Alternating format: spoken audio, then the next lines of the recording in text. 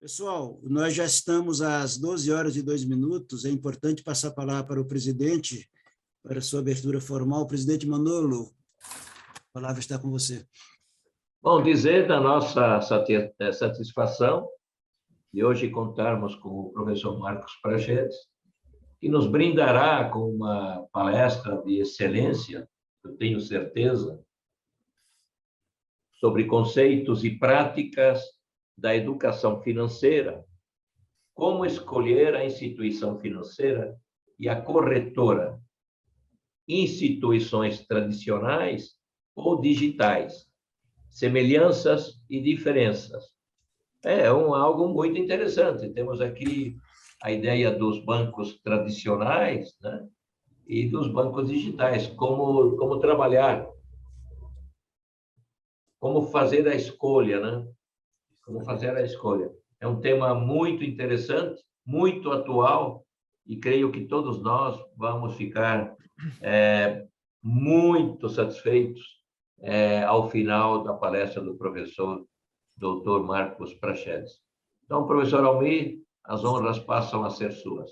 Muito obrigado, professor Manolo, por sua gentileza. Eu só queria saber se onde aparece a Maria Isabel, se é o meu amigo professor Joaquim Pedro Vilaça, que estou vendo, ao fundo.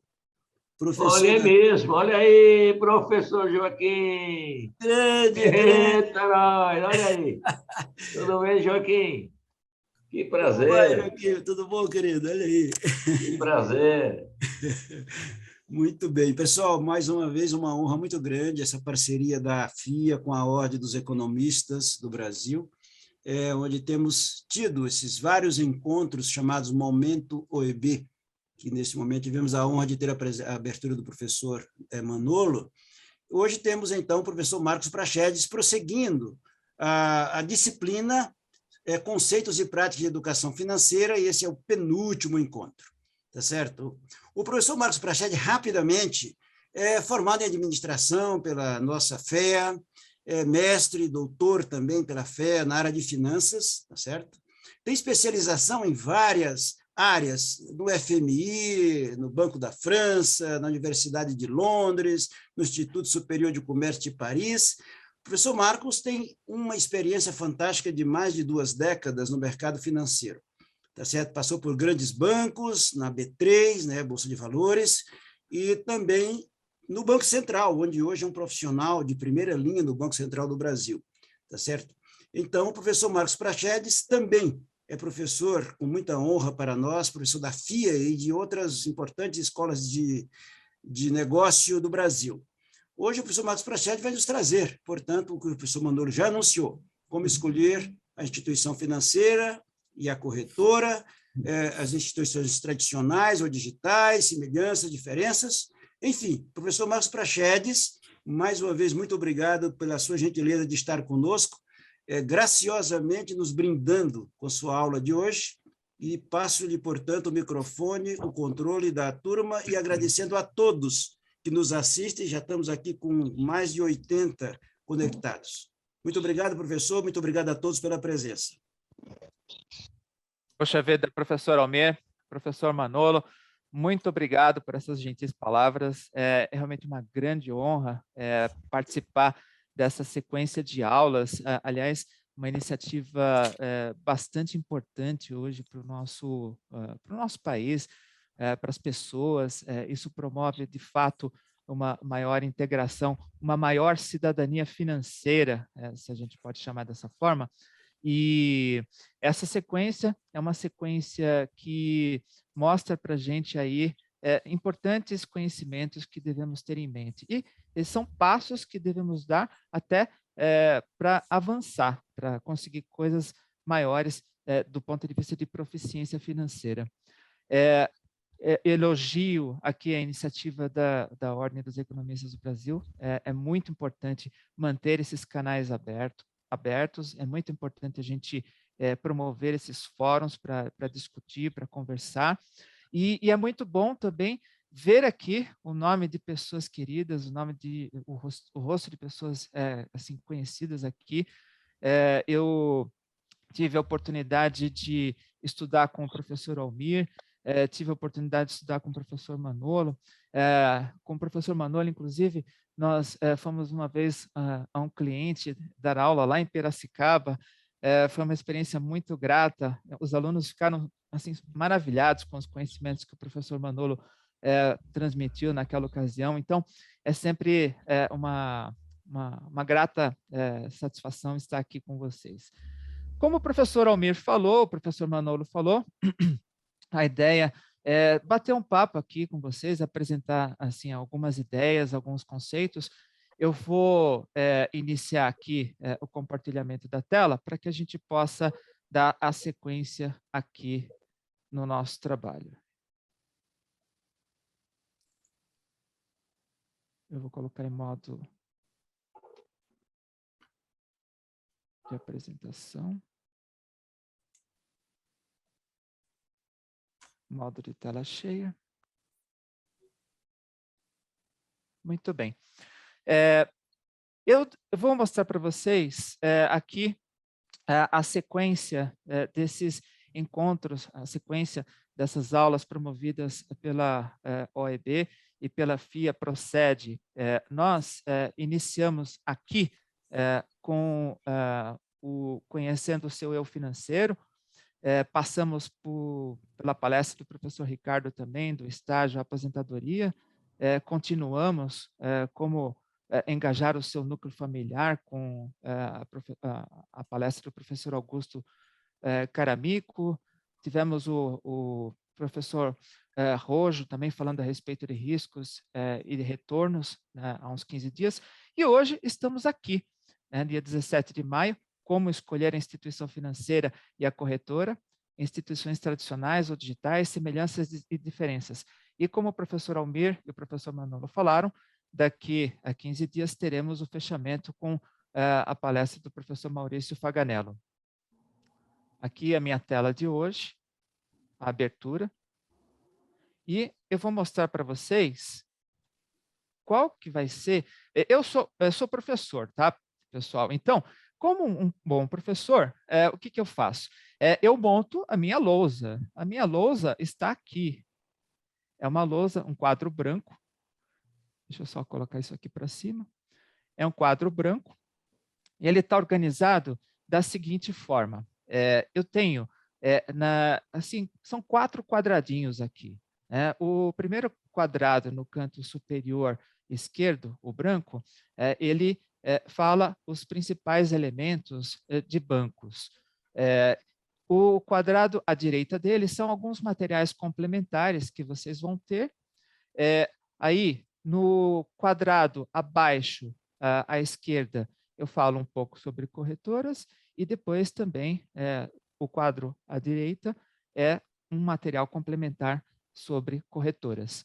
Essa aula, essa conversa com vocês, ela tem como objetivo, de fato, mostrar aí alguns elementos para vocês terem em mente em como escolher a instituição financeira e as corretoras. Então, esse seria o principal objetivo. O caminho que a gente vai percorrer, a jornada que a gente vai percorrer, vai ser de passar alguns fatores.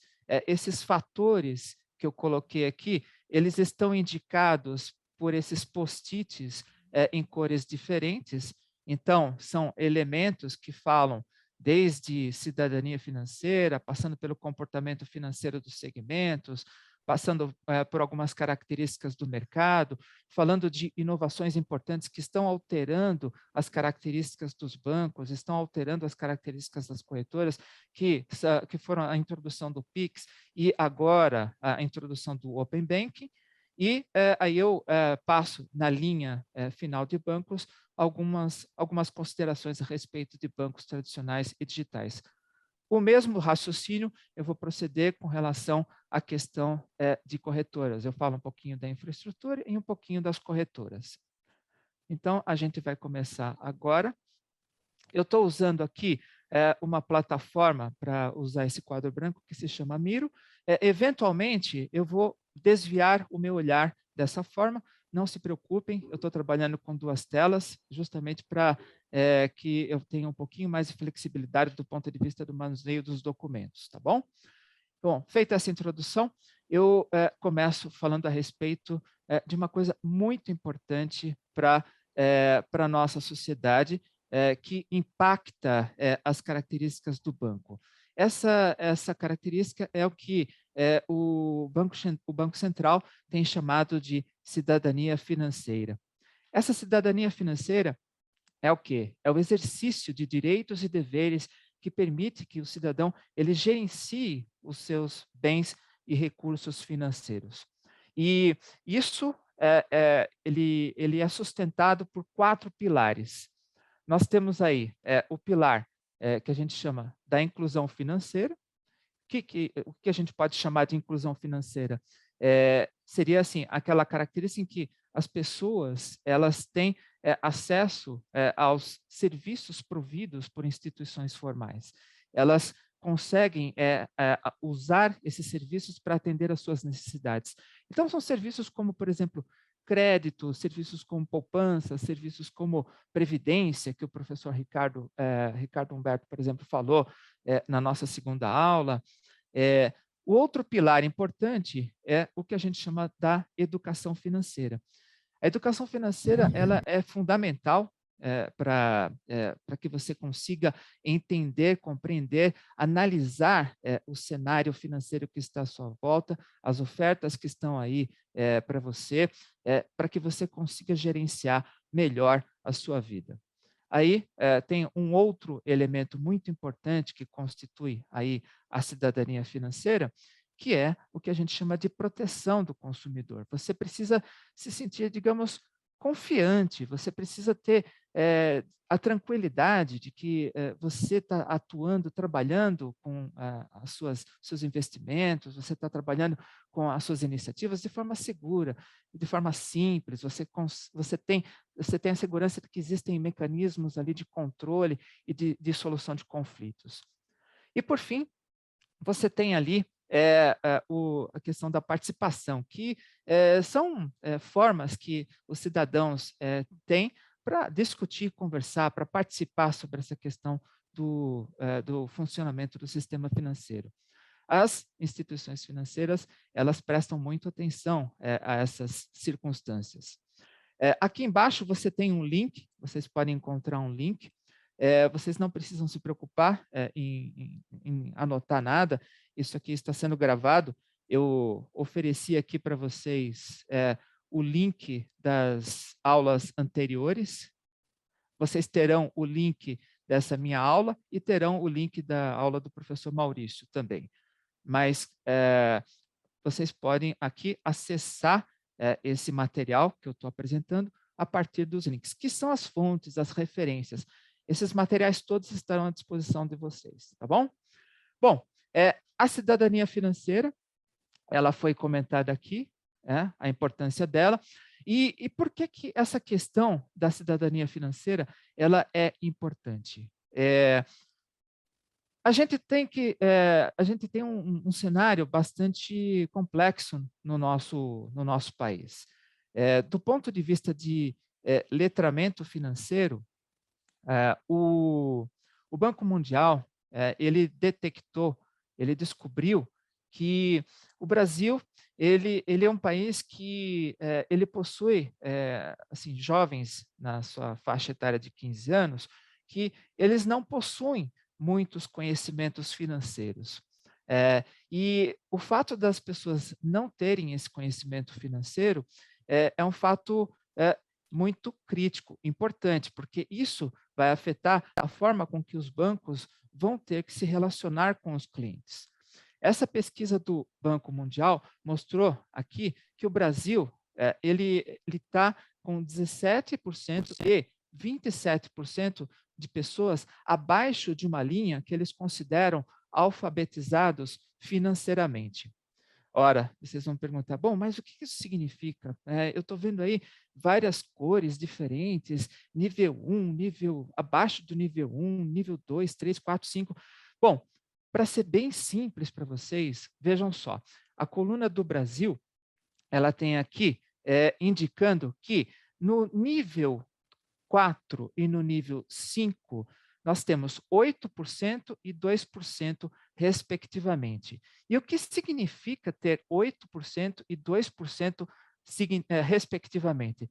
Significa, gente, que essas pessoas elas conseguem entender juros compostos. Horas. Só a partir do nível 4 e do nível 5, uma pessoa conseguirá entender juros compostos. E o Brasil, ele está com 8% e 2% nessa faixa. Muito pouco, né? Como que uma pessoa pensa, por exemplo, em investimentos sem entender conceitos de juros compostos? Como que uma pessoa vai pensar do ponto de vista de planejamento, como o professor Ricardo Rocha falou na aula 2, do estágio à aposentadoria, como que eu vou pensar, como é que eu vou ter a noção da importância de pensar em aposentadoria se eu nem sei o que são juros compostos? Então, isso mostra o desafio que a gente tem. Para atuar nesse desafio, como eu já mencionei, essa iniciativa da OEB é muito importante, a FIA também tem iniciativas muito importantes, e o professor Augusto Caramico, ele chamou atenção para um aspecto que eu gostei muito da palestra dele, e eu queria aproveitar o conceito que ele deu a respeito dessa questão da educação financeira e promover uma sociedade um pouquinho mais preparada para chamar atenção ao manual, a uma cartilha que o Banco Central produziu. O professor Augusto Caramico falou que é muito importante você levar esses conhecimentos de finanças para a família, introduzir isso, porque quando as pessoas ficam acostumadas, familiarizadas desde cedo, essas pessoas elas não veem esses conceitos como um bicho-papão. O mercado financeiro é complexo. A gente tem que reconhecer isso. E ele tem muitos detalhes que podem levar, às vezes, as pessoas a perderem muita parte da economia delas, ou então alavancar muito a economia delas. Então, o Banco Central ele tem uma cartilha, eu deixei aqui o link para vocês. Essa cartilha ela é bem bacana. Para quem tem filhos pequenos, por exemplo, é muito bacana vocês pegarem e verem. Ela mostra a evolução dos bancos, ela explica como que os bancos funcionam, desde a época lá da Babilônia, quando as pessoas tinham que levar, elas queriam levar, adorar os deuses, e elas levavam para os templos, elas levavam as sementes, elas levavam as suas joias e deixavam ali, depositados ali no templo, e os sacerdotes cuidavam daqueles bens. Então, esses eram os primórdios dos bancos. Então, uma criança, ouvindo isso, ela aprende, ela assimila esse conceito de uma forma divertida, lúdica, e sem contar que isso promove a integração, a maior integração da família, né? Bom, esse foi o eixo da cidadania financeira que eu queria falar para vocês. Tem uma coisa importante que também afeta as características dos bancos e também das corretoras, que é o comportamento financeiro dos segmentos. O comportamento financeiro dos segmentos. Eu extraí alguns comportamentos do relatório que o Banco Central produz, um relatório a respeito de inclusão, de cidadania financeira. Então, eu estou mostrando aqui 3 segmentos: os jovens, o microempreendedor individual, e estou mostrando para vocês a terceira idade também. Tá? São 3 segmentos apontados naquele relatório. Então, eu vou aqui dar só algumas pinceladas por conta do tempo. E aí a gente consegue evoluir depois. Vocês podem acessar o link aqui. Os jovens, aqui nesse gráfico, a gente consegue ver que os jovens, eles, assim, o primeiro relacionamento financeiro que eles têm com o banco é o principal, é o primeiro canal que eles utilizam como o primeiro relacionamento em uma instituição financeira. Olha só, aqui a gente tem nessas colunas horizontais, a gente tem aqui as participações. A gente vê de crianças de 15 a 19 anos, 76% delas iniciaram o relacionamento com uma instituição bancária. e 20% com instituições de pagamento.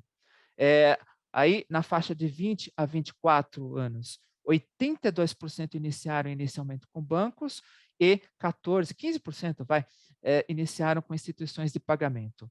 E assim por diante, até a gente chegar na população total. É importante mencionar aqui a relação dos jovens com as instituições de pagamento. As instituições de pagamento, elas permitiram muito o acesso do jovem, facilitaram muito o acesso do jovem. Por quê? Porque elas são mais flexíveis, mais ágeis, mais digitais. E o jovem, ele tem essa característica. E ele conseguiu se identificar um pouquinho mais com esse tipo de instituição, especialmente porque ela oferece, por exemplo, emissão de cartão pré-pago, emissão de cartão de crédito, que são instrumentos importantes para o jovem na integração. Eles não têm acesso, por exemplo, a questões de concessão de empréstimos ou financiamentos, que não é a natureza das instituições de pagamento, mas eles conseguem se integrar socialmente, financeiramente, perdão. Então, é por isso que a gente vê aqui, na questão dos jovens, a gente vê essa participação grande aqui dentro das instituições de pagamento. Bom, o próximo segmento é o segmento do microempreendedor individual. Olha só, pessoal, o microempreendedor individual, ele é uma figura muito importante para o Brasil, para todos os países, a bem da verdade. Se a gente considerar, olhando aqui esse gráfico, se a gente considerar a população economicamente ativa ocupada, nós temos aqui 11 milhões de microempreendedores individuais. Esses 11 milhões, eles representam aproximadamente 55% dessa população economicamente ocupada, economicamente ativa ocupada. Isso é um número bastante importante. Se a gente pensar que a gente tem aqui 86 milhões de pessoas. Uma outra coisa importante a respeito do microempreendedor individual é que eles utilizam como principal canal, por exemplo, para relações de operações de crédito, eles utilizam os bancos. Vejam aqui, nesse gráfico. Os bancos representam aqui, tanto em operações de crédito em milhões, como em carteira ativa. Então, o crédito para o microempreendedor individual é muito importante e ele acontece, eu não coloquei aqui nesse gráfico, ele acontece principalmente na sua modalidade de cartão de crédito. Tá? Então, no cartão de crédito utilizando o parcelado, utilizando o rotativo, utilizando o crédito à vista, que o microempreendedor se faz valer dessas operações de crédito. Bom, eu achei também importante mencionar aqui o microempreendedor individual, porque, como o professor Almir falou, lá na FIA, lá dentro do Procede, que é o Programa de Capacitação da Empresa em Desenvolvimento, olha, o nome já diz, hein? Empresa em Desenvolvimento. Então, como o próprio nome diz, a gente mantém uma relação muito forte com esses empreendedores individuais, com as pequenas e médias empresas. E a gente nota essa questão aqui, a gente nota a importância do crédito para essas pessoas, para esses empreendimentos. E a gente nota a importância deles estarem bem organizados para quê? Para que eles tenham aqui uma boa relação com esse canal que é o banco. O banco, ele pode ser um parceiro desse pequeno e médio empreendedor, mas esse pequeno e médio empreendedor precisa ter o conhecimento para saber, ele precisa estar dentro daquele conceito também da cidadania financeira. Ele precisa estar confiante de que ele pode utilizar as ferramentas, de que ele pode utilizar os conceitos financeiros a favor dele. Muito bem. E agora, o outro segmento que eu queria chamar a atenção é o segmento da terceira idade. terceira idade, nós temos aqui, nesse gráfico, deixa eu só ampliar um pouquinho aqui para vocês.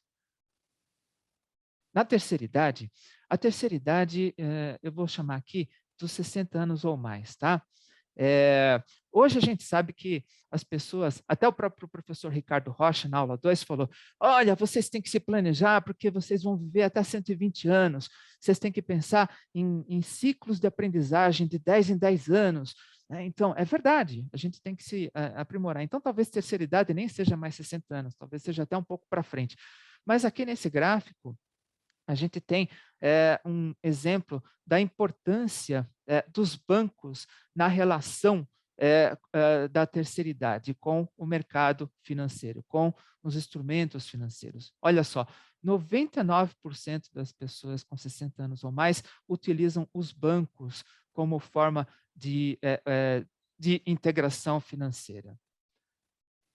E mercado de capitais, a gente vai falar de corretoras um pouquinho, 3%.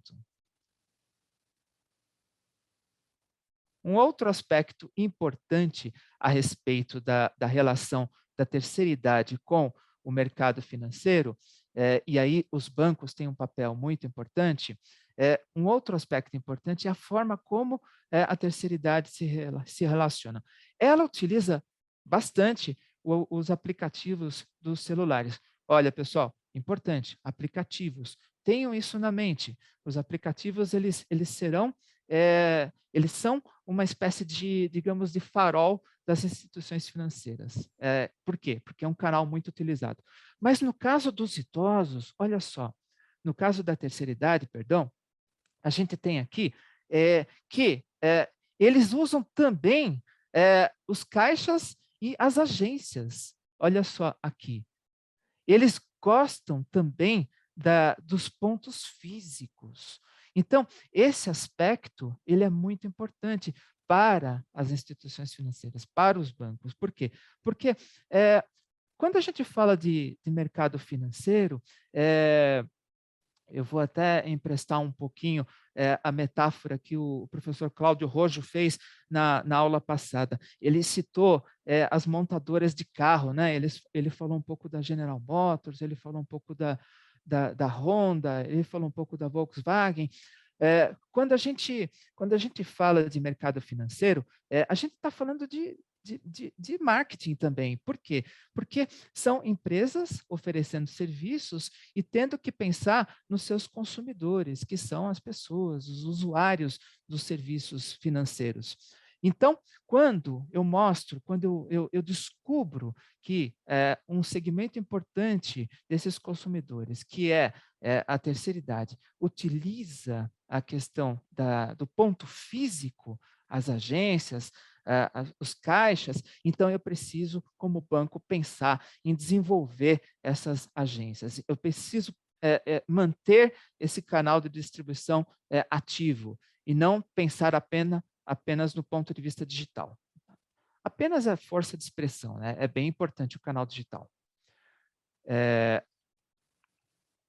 Um outro aspecto que eu queria chamar a atenção em relação a essa questão é um trabalho que a FEBRABAN desenvolve. A FEBRABAN, ela publica, todo ano, ela faz uma pesquisa que eles chamam de pesquisa de tecnologia bancária.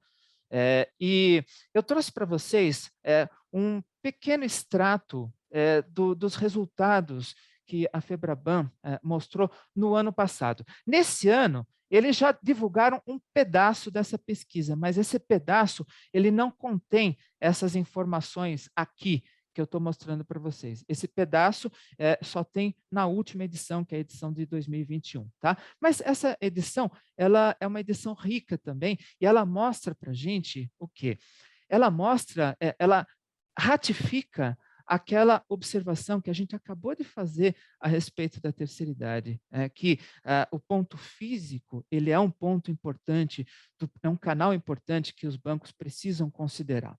Então, aqui a gente tem que as transações complexas, de acordo com a FEBRABAN, elas são importantes e elas são desenvolvidas dentro das agências, nos canais físicos, enquanto que as transações simples, elas migram mais para os canais digitais.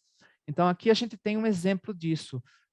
Aqui nessa coluna, aqui a gente tem uma coluna azul e uma verde. Vamos só ficar na coluna azul, que são as agências físicas, só para ilustrar esse aspecto.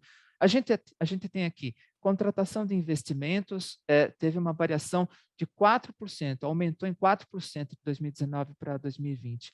Um outro aspecto que chama atenção, olha, renegociação de dívida, 45% de aumento presencialmente e 11% negociações de câmbio. Bom, isso daqui dá uma ideia de que bancos precisam sim se preocupar com a questão da distribuição física. Eu já mostrei para vocês um pouquinho aqui como material complementar. Eu deixo para vocês aqui, como está gravando, eu deixo para vocês a imagem das instituições de pagamento, que eu já falei a respeito dos jovens, e eu deixo aqui as diferenças entre instituições de pagamentos e instituições financeiras. Isso aqui é apenas ilustrativo, vocês têm também o acesso pelo link, que vocês podem, mais tarde, com calma, acessar. Bom, esse foi o eixo do comportamento financeiro. Agora, nós temos o eixo do mercado. Aqui, no eixo do mercado, eu vou mostrar rapidamente como que os bancos estão organizados.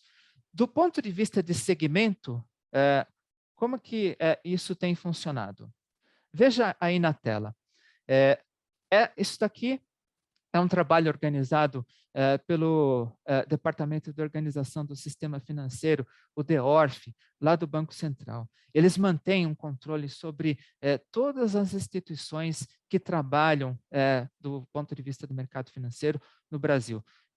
O Banco Central é uma instituição muito séria, eles acompanham, supervisionam, dão instruções, ou seja, eles garantem que o sistema financeiro ele tem essa estabilidade. Então, eles controlam como esses segmentos estão aqui organizados. Esta tabela, ela apresenta aqui os diversos tipos de instituições, bancos múltiplos, banco comercial, banco de desenvolvimento, e assim por diante, passando pela Sociedade Distribuidora de Títulos e Valores, corretoras, mostram o quantitativo. O que a gente nota aqui, eu só queria chamar a atenção para a última linha. Veja o total aqui. O total tem caído, né? Olha, se a gente pegar aqui 2013, eram 2.016 instituições, juntando todos os segmentos. Já em 2022, né, foi o último levantamento que eles fizeram, 1.648, olha, uma redução aí de 400 unidades, praticamente falando, né? Isso é importante porque mostra que o sistema financeiro está se reorganizando ele está se tornando mais eficiente, ele está incorporando tecnologia, e o reflexo que a gente vê aqui está nessa apresentação desses números. Um outro ponto interessante aqui, que eu queria mostrar, são os bancos com maior capilaridade dentro do Brasil. Olha só, Banco do Brasil é o banco com o maior número de agências, Bradesco segue em segundo lugar, a Caixa Econômica em terceiro, o Itaú em quarto e o Santander em quinto. Vou ficar só nesses 5, e aqui eu também chamo a atenção para a diminuição do número de agências. No ano de 2014, eu tinha ali 23 mil agências, e agora, em 2020, a última atualização foi feita, vamos colocar 18.500 agências, arredondando. Então, isso é importante mostrar que também o sistema financeiro tem se reorganizado aí. Do ponto de vista de mercado, é importante que vocês tenham confiança nas instituições.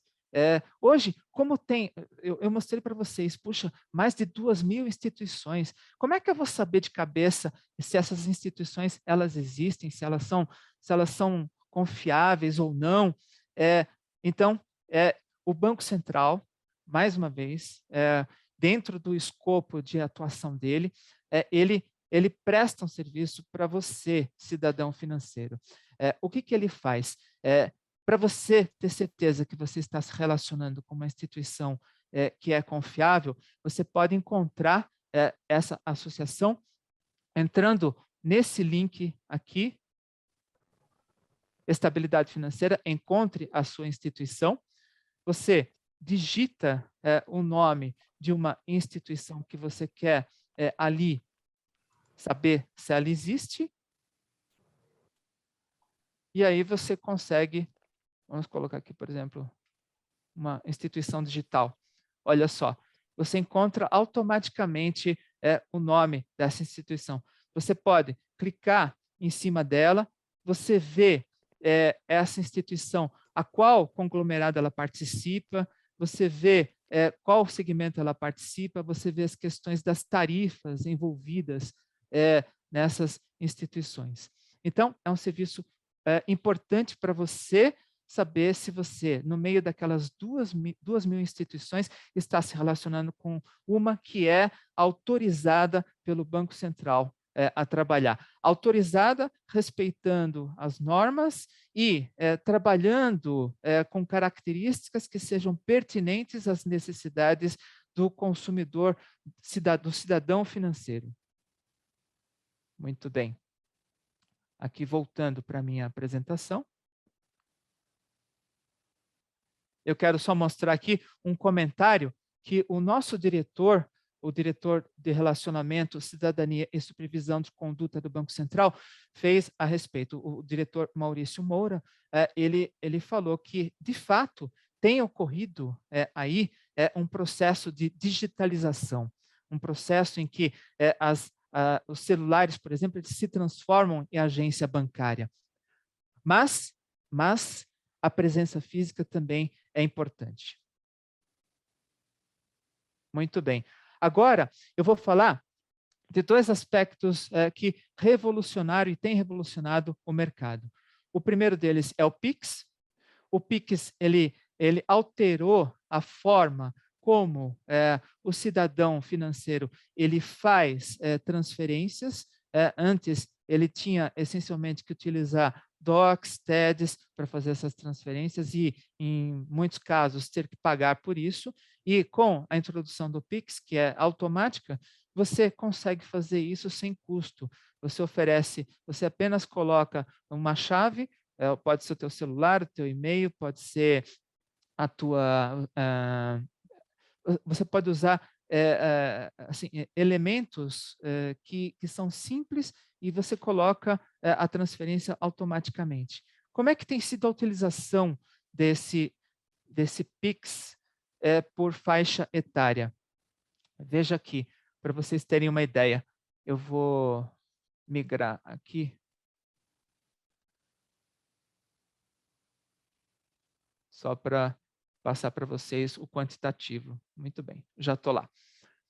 Então, olha só, aqui a gente tem, por faixa etária, que as faixas etárias que mais têm utilizado o Pix são entre 20 e 29 anos, e 30, 39 anos, e 40 e 49 anos. Se eu somar, olha só, a primeira faixa de 20 a 29, eu tenho lá 32%. 31% para a faixa de 30 a 39 e 20% para a faixa de 40 a 49 anos. Significa que 80%, mais 85% da população tem utilizado esse canal para fazer transferências e tem crescido regularmente. Se vocês acessarem a página de estatísticas do Pix, que está aqui, logo abaixo, vocês vão ter informações muito interessantes de como esse meio de pagamento tem evoluído. E os bancos e todas as instituições financeiras têm se adaptado. Aqui, a gente tem, por instituição, como as instituições elas têm utilizado ou permitido que os seus clientes utilizem o Pix. Aqui a gente tem o cadastro dos participantes por segmento. Esses participantes por segmento podem ser identificados aqui na lista de participantes do Pix, nesse link aqui que vocês podem clicar. está disponível todas as instituições financeiras que fazem Pix, que podem aceitar, receber, enviar Pix. Eu estou acelerando um pouquinho para a gente ficar dentro do tempo. Uma outra revolução que tem acontecido e que tem afetado as características dos bancos e corretoras é o que a gente chama agora de Open Banking. O que é esse Open Banking? É um sistema aberto, que a gente chama, de uma forma bastante simplificada. Por uma plataforma, pessoal, por uma plataforma, vocês conseguem praticamente montar o banco de vocês. É como se vocês montassem um banco particular, personalizado. Isso funciona da seguinte forma. Vamos supor, eu sou cliente do banco do professor Almir.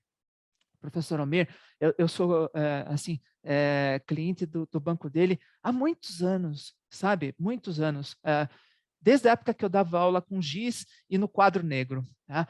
E aí, o que acontece? Eu resolvi, eu fiquei motivado a investir em ações. Fiquei motivado. E aí eu falei com o professor Almir, aí o professor Almir falou assim, olha, Marcos, olha, o meu banco ele é muito bom, mas eu quero te indicar a corretora do professor Manolo. A corretora do professor Manolo, ela é muito especializada nisso e ela vai conseguir te ajudar. Então, com o Open Banking, eu posso fazer isso. Eu posso pegar um pedaço do serviço da corretora do professor Manolo e posso ficar com os serviços, por exemplo, de administração da minha conta corrente no banco do professor Almir. Então, dentro dessa plataforma, eu falo para o professor Almir, por favor, compartilhe os meus dados com a corretora do professor Manolo. Aí o professor Almir vai compartilhar. E com esse compartilhamento, eu, na minha plataforma, consigo administrar essas instituições. Eu consigo fazer com que os meus recursos eles fiquem da melhor maneira possível, investidos e organizados. Esse Open Banking ele vai permitir novos modelos de negócios, esse que eu acabei de citar, essas plataformas, inclusão de segmentos que eles eles estão hoje desassistidos, vai permitir, por exemplo, vai focar no consumidor, porque eu, Marcos, eu estou customizando a minha experiência financeira. Eu uso a corretora do professor Manolo e uso o banco do professor Almir. Eu vou ter maior transparência, portabilidade e um controle das minhas finanças. Então, esse Open Banking, ele vai revolucionar, ele está revolucionando as características de como os bancos, tanto físicos quanto os tradicionais, melhor dizendo, quanto os bancos digitais. E agora, no final de maio, a fase 4 desse Open Banking vai entrar em operação. Ou seja, é a fase em que os dados transacionais referentes a todo esse escopo que eu falei, mediante a minha autorização, eu, Marcos, autorizando o professor Almir a disponibilizar os meus dados para a corretora do professor Manolo, vão funcionar. Muito bem. Aqui tem uma explicação do como é hoje e do como será com o Open Banking. Eu já expliquei para vocês. E aqui, para vocês também ficarem tranquilos, eu queria disponibilizar a lista de instituições participantes. Vocês vão ter acesso, tem uma página que lida exclusivamente com o Open Banking, e essa página, ela mostra, olha só, todas as instituições que hoje já são participantes do Open Banking. São aqui instituições tradicionais como instituições digitais. Vocês têm acesso a todas elas. É só vocês consultarem. Tudo isso, um serviço prestado para a sua segurança, para a sua proteção, como diria o Plebe Hood. Aqui nós temos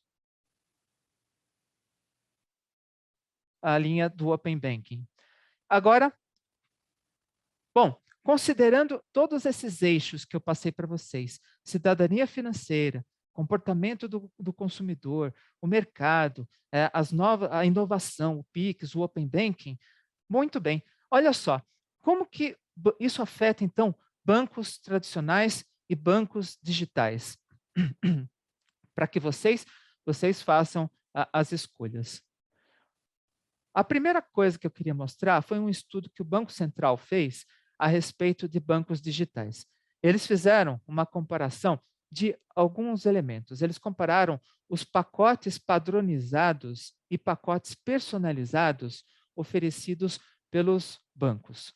Então, aqui, para vocês terem uma visão rápida, eu só queria mostrar na linha que diz Banco A, Banco B, Banco C, Banco D, Banco E, Banco F, nós não identificamos, por uma questão de proteção do sigilo, claro, nós percebemos que a maior parte das instituições digitais tem operado de uma forma bastante ilimitada, e olha só, e praticamente sem custo, praticamente isento de custos.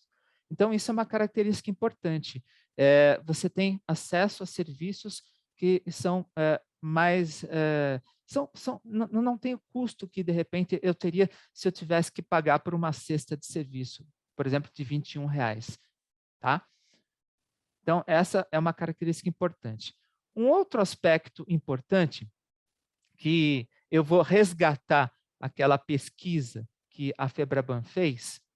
A Febraban identificou, na conversa que eles têm com os principais bancos do Brasil, ela identificou que 78% desses bancos têm se preocupado com a questão da exploração dos dados, entender como que é o seu consumidor a partir das informações digitais que eles deixam lá.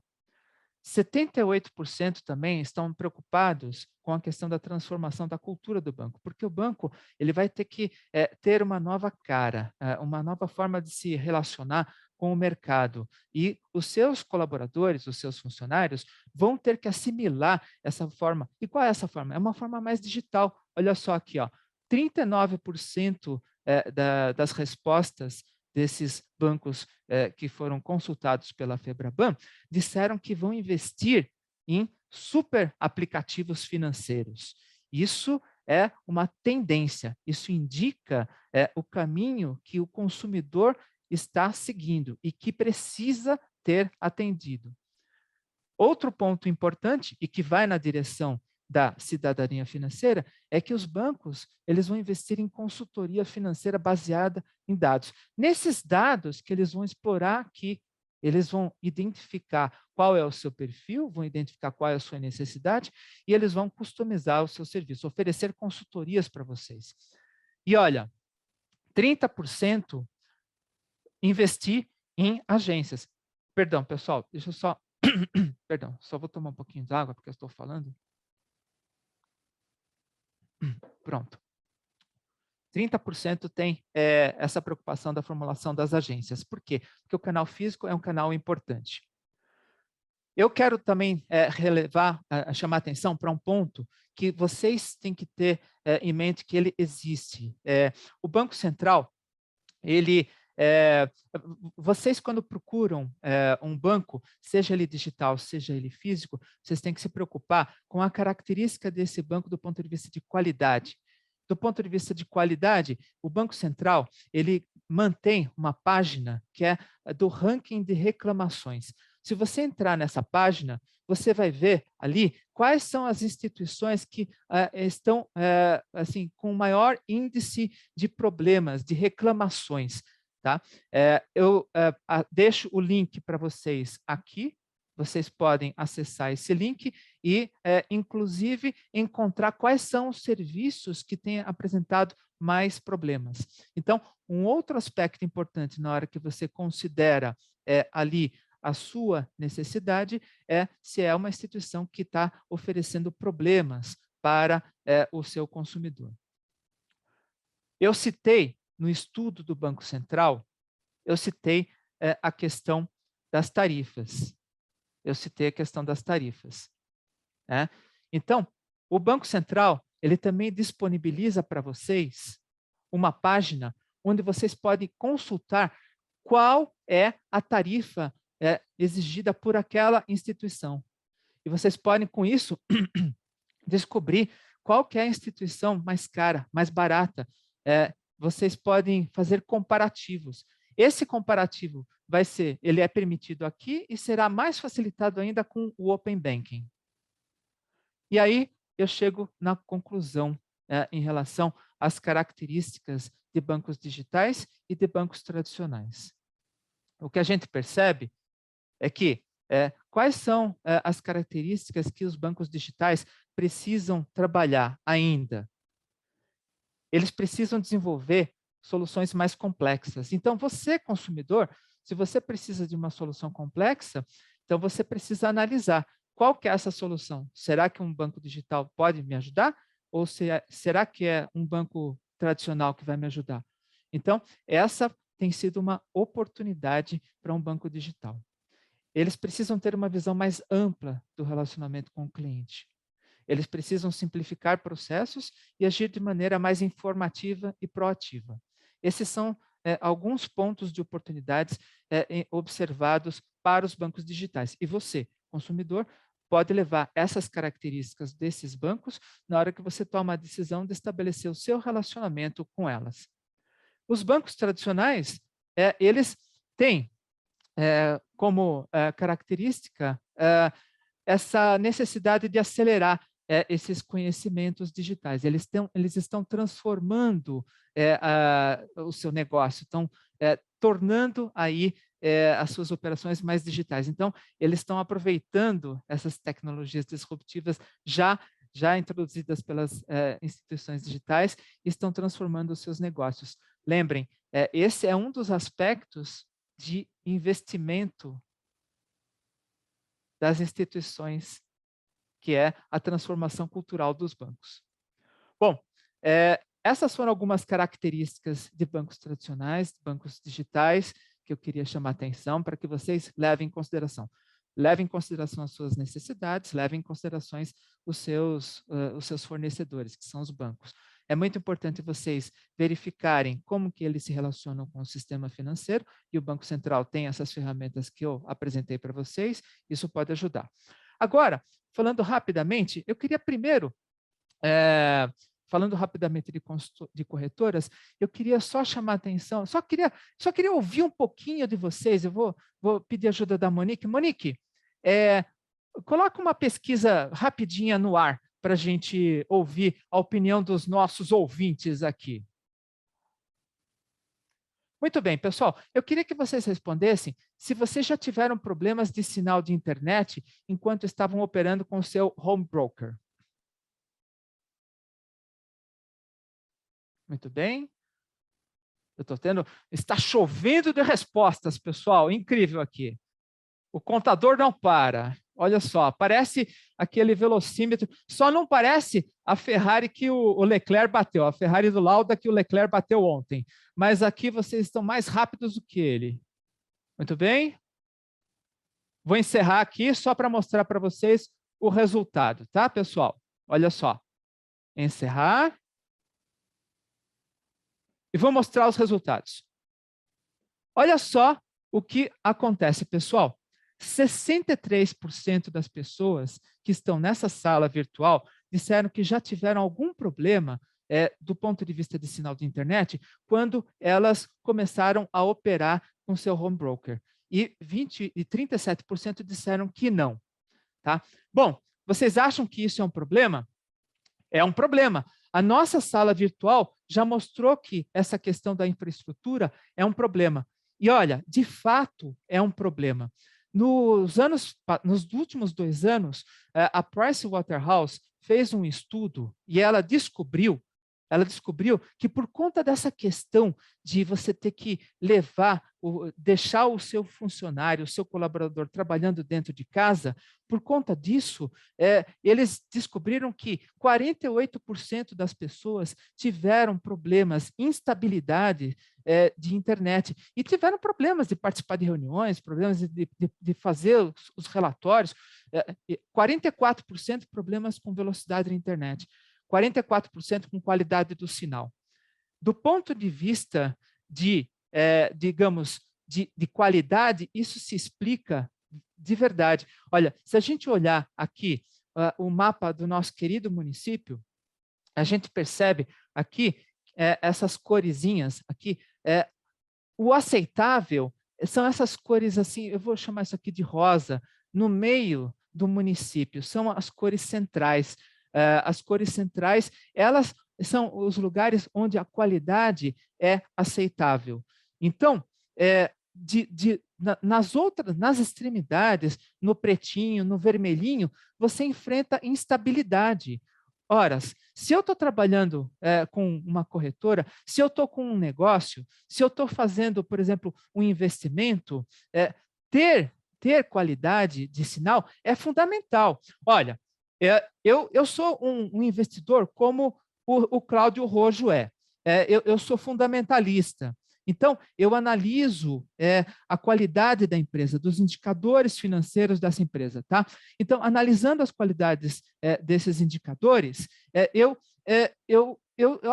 até consigo me virar um pouco com essa questão do problema da internet. Mas se eu for uma pessoa que está negociando opções, por exemplo, se o meu sinal cair 10 segundos, eu posso perder tudo. Então, esse é um aspecto muito importante do ponto de vista da escolha de corretora, né? Esses aqui são os aspectos que você precisa levar em conta quando você escolhe uma corretora. Você precisa ter um suporte para entender o funcionamento da Bolsa. Isso é importante, pessoal. Eu mostrei para vocês lá em cima, na nossa apresentação, que o conhecimento dos instrumentos financeiros, o conhecimento do mercado financeiro, o conhecimento de juros compostos não é tão trivial assim. Então, é importante que haja uma assessoria, um suporte para o investidor. Vocês têm que buscar uma corretora que ofereça aí informações a respeito do mercado, relatórios, que disponibilize ferramentas, serviços para que você consiga operar o seu home broker de forma segura, tranquila. Você precisa ter avisos de produtos de mercado, você precisa ter informações a respeito dos dividendos, que a tua carteira, eu que sou fundamentalista, preciso muito disso, dessa questão dos dividendos. Então, essas são as características importantes que eu preciso levar em consideração. Quando eu migrei para a corretora do professor Manolo, foi isso que eu pensei, foram nessas características. Bom, pessoal, eu acabei agora a apresentação. Tem materiais aqui que eu gostaria de deixar para vocês. Isso aqui vai ficar disponível. Eu tenho coisas muito básicas que, se eu mostro isso para uma plateia tão seleta como essa, vocês, como eu dizia assim, olha, pessoal, 2 e 2 são 4. Então, eu sei que vocês são muito bons nisso, e eu não preciso me preocupar, só estou deixando isso aqui como uma referência. Esse livro aqui também é um livro muito bacana para vocês lerem, se vocês têm interesse no mercado financeiro, vocês podem fazer o download integralmente desse material usando esse link. Bom, para encerrar, eu mostrei para vocês aqui como eixos, características importantes que afetam a forma como os bancos tradicionais e digitais operam. Eu apresentei aqui como a cidadania financeira ela influencia, como o comportamento financeiro altera a forma como bancos e corretoras trabalham, como o mercado está organizado, como as inovações tecnológicas hoje vão revolucionar a dinâmica de operação de bancos e corretoras, e mostrei algumas diferenças entre bancos tradicionais e digitais. Para fechar, de forma muito rápida, eu apresentei para vocês aqui elementos importantes que vocês devem considerar na escolha de uma corretora. E elementos geográficos, né? Não esqueçam. Se eu quiser ter condições boas, eu tenho que ir para o centro ou lá para a Avenida Paulista para não ter problema de sinal, hein? Bom, professor Almir, professor Manolo, muito obrigado mais uma vez. Eu deixo aqui essa palavra a 1 hora e 1 minuto. Eu já comi 1 minuto do tempo que me foi dado. Professor Marcos Praxedes, parabéns pelos excelentes fundamentos da sua palestra. Em nome de todos, meu profundo agradecimento. E em nome da Ordem dos Economistas do Brasil, e deixo para o professor Almir falar da FIA, também reitero um grande abraço. Foi uma honra para nós tê-lo conosco no dia de hoje, aqui nesse momento OEB. Professor Almir. Estou vendo o professor Barnabé, que está entrando. Isso, muito obrigado, professor Manolo. Estou vendo o nosso querido Marcos Calheiros, que está fazendo a divulgação na nossa querida Alagoas. Obrigado, professor. Estamos juntos. Maurício Faganello também, que está nos prestigiando. Maurício Faganello, é verdade. Será o próximo professor, não é, do dia 31, né, Faganello? Excelente. Legal. Sim. Parabéns, professor Almir. Parabéns, professora Selma, pelas excelentes escolhas dos palestrantes. Nos deixam muito orgulhosos. Ok, professor. Muito obrigado, professor Manolo, professora Selma, como entusiasta da ideia. Eu vou pedir, em nome da FIA, e também secundando as palavras do professor Manolo, pedir desculpas por não abrirmos hoje para perguntas, porque o nosso compromisso é de encerrar às 13 horas. Já tenho aqui perguntas do próprio Fauzi, do André Vaccaro, do Fábio Ribeiro, e eu pediria que vocês deixassem as perguntas realmente no chat, e o professor Marcos vai responder a todas, e aquelas que também não foram feitas, que façam. Nosso pessoal de apoio vai registrar. Também temos a pergunta do Dutra, do professor Dutra, do Scarpelli, o Wilson Rabai, o nosso ilustre Barnabé também. Muito bem. Queridos todos economistas, a Ordem dos Economistas tem o prazer grande de mandar a vocês um convite para que vocês se associem, aqueles que ainda não sejam associados, tá certo? E vocês, além desses encontros que nós estamos tendo, muitos outros que estão programados e que proximamente, no dia 31 de maio, quando o Faganello trouxer o seu show de encerramento deste Conceitos e Práticas de Educação Financeira, divulgaremos os próximos passos de Momento OEB. Professor Manolo, só para suas palavras finais de encerramento, e muito obrigado em nome da FIA a todos que nos deram a honra da presença. Antes, porém, por favor, professor Manolo, professor Marcos Praxedes, para suas palavras antes do professor Manolo dar por encerrados os nossos trabalhos. Professor Almir, muito obrigado. Eu agradeço a todos, agradeço a Ordem dos Economistas do Brasil, agradeço a FIA, o Procede, o Programa de Capacitação da Empresa em Desenvolvimento, agradeço a todas as perguntas, agradeço a participação de vocês naquela pergunta rápida que vocês responderam para a gente.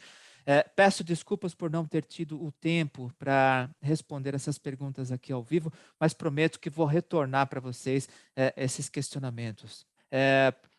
Uma boa tarde a todos, um sucesso para vocês todos, e estamos aqui de coração aberto, peito aberto para atender e ajudar vocês. Um abraço. As palavras finais, professor Manolo. Obrigado. Obrigado, Marcos. Bom, em nome de todos os presentes, eu agradeço a presença do professor Marcos Praxedes, agradeço muito a brilhante palestra que ele nos concedeu. Vocês verificaram uma riqueza fantástica de detalhes. Ele não nos deu uma aula, ele deu uma aula magna sobre o sistema financeiro. Meus agradecimentos, professor Marcos Praxedes, pelo dia de hoje, pela brilhante palestra que o colega nos propiciou. E aguardamos ansiosamente o próximo Momento OEB com o professor Maurício Faganello. O professor Maurício tem um compromisso aí de manter em nível elevadíssimo, que tenho certeza que o fará, das palestras que os demais colegas que o antecederam nos propiciaram. Então, se é para dizer que terminamos a nossa brilhante reunião, ela está terminada. Um grande abraço para todos.